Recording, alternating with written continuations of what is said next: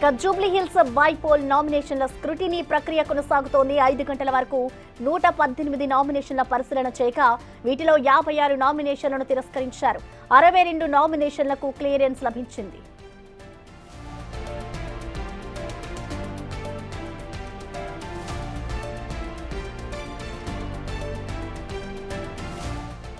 Jubilee hills bypoll కి సంబంధించి కూడా అటు నామినేషన్ స్క్రూటినీ ప్రక్రియ అయితే ఇంకా కొనసాగుతూనే ఉంది. దీంట్లో ఇప్పటి వరకు ఏవైతే నామినేషన్లు వేశారో 5 గంటల వరకు కూడా ఈ స్క్రూటినీ కార్యక్రమంలో అయితే 118 నామినేషన్లు అయితే పరిశీలించారు. వాటిలో 56 నామినేషన్లను అయితే అధికారులు తొలగించారు. ఇంకా 62 నామినేషన్లకైతే క్లియరెన్స్ లభించింది. మొత్తానికి ఇవాళ ఏదైతే నామినేషన్స్ కు సంబంధించి స్క్రూటినీ జరిగిందో ఆ స్క్రూటినీ 5 గంటల వరకు కూడా కొనసాగింది. ఇంకా దానికి సంబంధించిన క్లియరెన్స్ అయితే కొనసాగుతూనే ఉంది. వాటిలో ఎవరెవరైతే నామినేషన్ వేశారో వాళ్ళన్ని అభ్యర్థులు ఇచ్చిన లిస్ట్ ని పరిశీలించి కూడా వాళ్ళు నామినేషన్స్ ని పరిశీలించి కూడా వాటిలో 62 నామినేషన్స్ కి అయితే క్లియరెన్స్ లభించింది.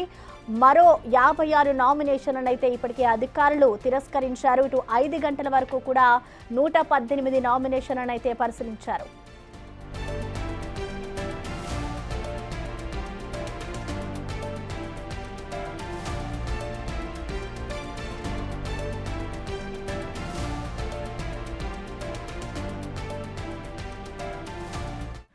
నామినేషన్ల స్క్రూటినీకి సంబంధించిన పూర్తి డీటెయిల్స్ ని మా ప్రతినిధి విజయ్ అందిస్తారు.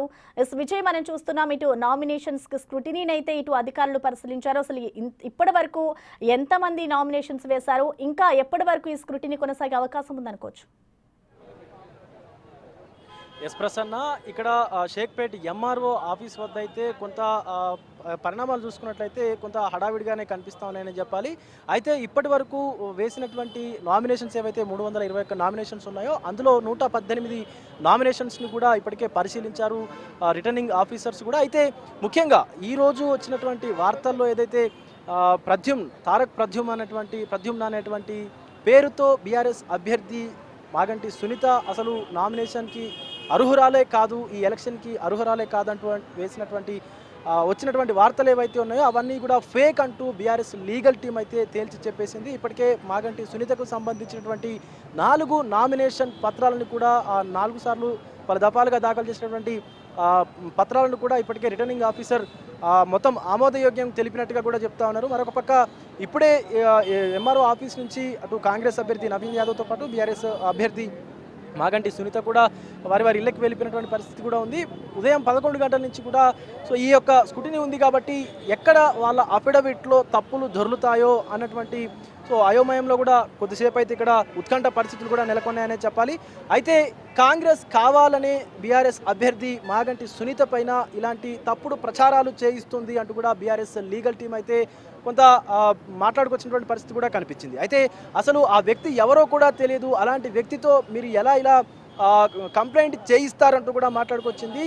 Maganti Sunitha legally wedded wife to the Gopinath అంటూ కూడా మాట్లాడుకొచ్చింది. అలాగే అసెంబ్లీలో ఇచ్చినటువంటి అసెంబ్లీ పాస్ ఏదైతే ఉంటుందో మాగంటి సునీతనే గోపీనాథ్ వైఫ్ అంటూ కూడా ఇచ్చినటువంటి గవర్నమెంట్కి సంబంధించినటువంటి పత్రాలన్నీ కూడా మేము రిటర్నింగ్ ఆఫీసర్కి ఇచ్చామంటూ కూడా లీగల్ టీం అయితే చెప్పుకొచ్చింది. మరొక పక్క ఈ అంశం గురించి నవీన్ యాదవ్ని అడిగినప్పుడు కూడా అసలు ఎవరో కూడా నాకు తెలియదు, నేను ఎలా చేయిస్తానంటూ కూడా అటు నవీన్ యాదవ్ అయితే మాట్లాడుకొచ్చారు. కాంగ్రెస్ పైన కావాలనే బురద జల్లేటువంటి ప్రయత్నం బీఆర్ఎస్ చేస్తుందంటూ కూడా మాట్లాడుకొచ్చారు. అయితే ఇటు కాంగ్రెస్ బీఆర్ఎస్కు సంబంధించినటువంటి ఈ 2 వర్గాలు తీసుకున్నట్లయితే ఇద్దరు అభ్యర్థుల మధ్య జరిగినటువంటి ఇప్పుడున్నటువంటి ఈ సిచ్యువేషన్ చూసుకున్నట్లయితే కొంత బీఆర్ఎస్కు సంబంధించినటువంటి అభ్యర్థి మాగంటి సునీతకు ఇదివరకే అసలు పెళ్లి కాలేదు, తారక్ ప్రద్యుమ్న అనేటువంటి వ్యక్తితో వచ్చినటువంటి లేఖ ఏదైతే ఉందో అదంతా కూడా ఫేక్ అంటూ బీఆర్ఎస్ లీగల్ టీం అయితే చెప్తా ఉంది.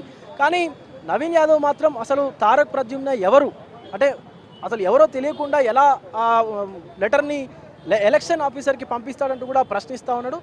దీనికి సంబంధించి ఇప్పటికే ఇలాంటి తప్పుడు ప్రచారాన్ని నమ్మొద్దంటూ కూడా బీఆర్ఎస్ లీగల్ టీం అయితే దీన్ని కొట్టిపారేస్తూ ఉంది. దీనికి సంబంధించి పూర్తి డిక్లరేషన్ కూడా రిటర్నింగ్ ఆఫీసర్స్కి మాగంటి సునీత కూడా సమర్పించినట్టుగా అయితే చెప్తా ఉన్నారు ప్రసన్న. అయితే ఇప్పుడు ఈ స్క్రూటినీకి సంబంధించి ఇప్పటికే 118కి పైగా కూడా నామినేషన్లు అయితే అధికారులు పరిశీలించారు. ఇది సుమారుగా ఇంకా 200కు పైగా కూడా ఈ నామినేషన్లు ఉన్నాయి కాబట్టి అవి తెల్లవారుజాము వరకు కూడా ఈ స్కూటీని కొనసాగేటువంటి అవకాశం అయితే కనిపిస్తుంది. ఎందుకంటే అన్ని నామినేషన్లను, అన్ని సర్టిఫికెట్లను కూడా, అన్ని డాక్యుమెంట్లను కూడా పూర్తిగా పరిశీలించాల్సినటువంటి అవసరం ఉంటుంది కాబట్టి సో దీనికి ఇంకాస్త టైం పట్టేటువంటి అవకాశం అయితే కనిపిస్తుంది. 24వ తేదీ వరకు కూడా విత్డ్రా చేసుకునేటువంటి అవకాశం ఉంది కాబట్టి అప్పటి వరకు కూడా అభ్యర్థులు ఎవరైతే ఉన్నారో వాళ్ళు సో ఈ విత్డ్రా చేసుకునేందుకు సమయం కల్పించారు. సో వాళ్ళ అఫిడవిట్లో ఏదైతే తప్పులు దొరుకుతాయో అవి ఆటోమేటిక్గా స్క్రూటినీ చేసేసి వీటి నుంచి తొలగిస్తారు కాబట్టి సో ఉన్నటువంటి దాంట్లో నామినేషన్స్లో ఎవరైతే మిగులుతారో చివరికి వారు మాత్రమే పోటీ చేసేందుకు అర్హులుగా ఉంటారు. సో అన్నీ పోగా సుమారుగా 211 మంది క్యాండిడేట్స్ అయితే ఉన్నారు కాబట్టి అందులో ఫిల్టర్ చేస్తే ఖచ్చితంగా 40 నుంచి 60 మంది అభ్యర్థులు కూడా ప్రధాన పోటీలో అయితే పాల్గొనేటువంటి అవకాశం కూడా కనిపిస్తూ ఉంది. సో వారి పార్టీ గుర్తులు కావచ్చు, లేకపోతే స్వతంత్రంగా పోటీ చేస్తే వారికి స్వతంత్ర అభ్యర్థి గుర్తులు కావచ్చు. సో వాటి ఆధారంగా కూడా పోలింగ్ నిర్వహించేటువంటి అవకాశం ఉంటుంది. అయితే 60 మంది అభ్యర్థులు దాటితే ఖచ్చితంగా ఈ యొక్క ఏదైతే బ్యాలెట్ పేపర్స్ ఉన్నాయో ఆ బ్యాలెట్ పేపర్స్ ద్వారా ఇటు ఎలక్షన్స్ నిర్వహించాలనేటువంటి ఆంక్షలు ఏవైతే ఉన్నాయో వాటిని కొట్టిపారేస్తూ ఉన్నారు. ఒక పక్క ఎలక్షన్ అధికారులు అయితే అలా చేసేది ఏమీ ఉండదు, సో ఈవీఎంలనే వాడతామంటూ కూడా ఎలక్షన్ అధికారులు చెప్తా ఉన్నారు. సో మరి చూడాలి ఈ బైపోల్స్కు సంబంధించినటువంటి పరిస్థితులు చూసుకున్నట్టయితే జూబ్లీ హిల్స్లో పూర్తిగా హీట్ ఎక్కిస్తున్నటువంటి పరిస్థితి కనిపిస్తుంది. Prasanna, thank you Vijay.